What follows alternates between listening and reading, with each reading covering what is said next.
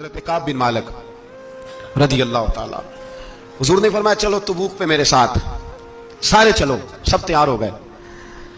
حضرت کعب بن مالک فرماتے ہیں مجھے گھوڑا بڑا دوڑانا آتا تھا, نیزہ بڑا چلانا آتا تھا, تلوار کا میں بڑا دھنی تھا, میں مالدار بھی تھا, میرے پاس بڑی وسائل تھے.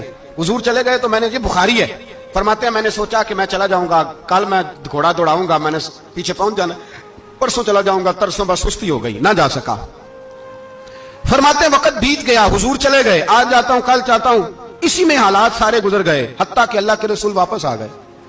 فرماتے ہیں کچھ بوڑھے تھے جو نہ جا سکے, اور کچھ منافق تھے جو حضور کے ساتھ جہاد پہ نہ جا سکے. آپ فرماتے ہیں میں جوان بھی تھا, تیر انداز بھی تھا, اور دنیا عرب سارا جانتا تھا کہ مالدار بھی ہے, اللہ تعالیٰ کی دی ہوئی بڑی نعمتیں تھی. میں نہ گیا اور ہو غلطی گئی, سستی گئی. فرماتے ہیں حضور مدینے میں آئے, جب مسجد نبوی میں بیٹھے تو منافق آ کے بہانے کرنے لگے. کوئی کہنے لگا بچی بڑی بیمار تھی, کوئی کہنے لگا حضور کل ہی صحیح ہوا ہوں. فرماتے ہیں مجھے بھی پتا تھا, اور پتا مصطفیٰ کو بھی تھا جھوٹ بول رہے ہیں, حضور کو پتا تھا, پر وہ بہانے کرتے, حضور قبول کرتے. میں چلو جاؤ. آپ فرماتے ہیں ایک منٹ کے لیے مجھے بھی وسوسہ آیا کہ کوئی بہانہ نہ کر دوں, لیکن پھر میں نے سوچا بہانہ کس کے سامنے کروں جسے اللہ تبارک و تعالیٰ نے نبوت کی آنکھ عطا فرمائی ہوئی ہے, اس محبوب کے سامنے بہانہ. اس خیال آیا مسلمان نیک و بد پہچان جاتے ہیں, محمد آدمی کے دل کی باتیں جان جاتے ہیں, کدھر بہانہ کروں, حضور کو تو سارا پتا ہے. فرماتے میں گیا, حضور نے پوچھا کیوں نہیں آئے, اور پوچھا بھی مسکرا کے, کیوں نہیں آیا, مسکرا کے پوچھا. فرماتے ہیں میں نے سچ سچ بولا, میں نے کہا یا رسول اللہ سستی ہو گئی, حضور غلطی ہو گئی. جو بہانے لگا رہے تھے ان کو آزادی مل گئی, اور مکتب عشق کا دستور نرالا دیکھا, اس کو چھٹی نہ ملی جس نے سبق یاد کیا. فرماتے ہیں ان کو چھٹی مل گئی. میں نے کہا حضور غلطی ہو گئی, تو نبی پاک نے فرمایا اس سے کوئی بندہ کلام نہ کرے, خبردار میرے ساتھ بھی گفتگو نہ کرنا. حضرت کعب بن مالک فرماتے ہیں میرا چچا زاد بھائی, خالہ زاد بھائی سارے رہتے تھے, میں کسی کو سلام لیتا تو کوئی جواب بھی نہیں دیتا تھا.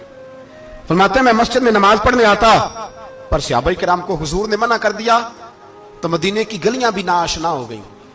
فرماتے ہیں مجھے یوں لگتا تھا کہ مدینے کے در و دیوار بھی مجھ سے کلام نہیں کرتے. میں وہاں دعا منگیا کرو سنگیو کتے مرشد نہ رس جاوے, اے جنہاں دے پیر رس جاندے او جیوندے ہی مرے رہندے. کہا اس طرح لگا کہ جیسے حالات بگڑ گئے سارے میرے حق میں. آپ فرماتے ہیں میں مسجد میں آ کے بیٹھتا تو جب مجھے پتا تھا, میں جب آنکھیں ادھر کرتا تو حضور مجھے دیکھتے, اور جب میں نبی پاک کو دیکھتا تو حضور چہرہ پھیر لیتے. بول پڑے خواجہ غلام فرید صاحب, کہنے لگے میں ویکھاں تے میرا یار نہ ویکھے, جے میں نام ویکھاں تے او ویکھے, ایڈے نصیب کتھوں تتڑی دے او میرے وچ ویکھن دے ویکھے. غلام فریدا او بوے یار دے مریے, پاویں ویکھے یا نہ ویکھے. آپ فرماتے میں سید عالم صلی اللہ علیہ وسلم کو دیکھتا تو حضور رخ انور پھیر لیتے. حضرت کعب بن مالک رضی اللہ تعالیٰ عنہ فرماتے ہیں کہ حضور کا حکم آیا کہ بیوی کو علیحدہ کر دو. بار پہلے کوئی نہیں بات کرتا, اب کہا بیوی کو علیحدہ کر دو, تو میں نے کہا حضور طلاق دے دوں. فرمایا نہیں میں کے بھیج دو, طلاق نہیں دینی. فرماتے ہیں بال بچہ بھی چلا گیا, نہ گھر میں کوئی نہ باہر کوئی, تنے تنہا. آپ فرماتے ہیں زمانہ جانتا تھا, عرب کے صوبوں میں بات پھیل گئی کہ کعب بن مالک جیسا سردار, مالدار, گھوڑ سوار, تیر انداز, نیزہ باز, اتنا بڑا سیانہ سنجیدہ آدمی جدا کر دیا نبی پاک نے. فرماتے ہیں غسان کے عیسائی بادشاہ نے مجھے خط لکھا. حضرت کعب فرماتے ہیں بڑی آزمائش تھی, پر یہ مصیبت سب سے بڑی تھی. غسان کے عیسائی بادشاہ نے خط لکھا, اس کا آدمی مجھے ڈھونڈتا پھرتا مدینے میں ملا تو خط اس نے مجھے دیا. خط میں یہ نہیں لکھا تھا کہ کافر ہو جاؤ معاذ اللہ, یہ نہیں لکھا تھا عیسائی ہو جاؤ. اس نے خط میں لکھا کہ کعب ہم نے سنا ہے تمہارے نبی نے تمہیں چھوڑ دیا, ناراض ہو گئے.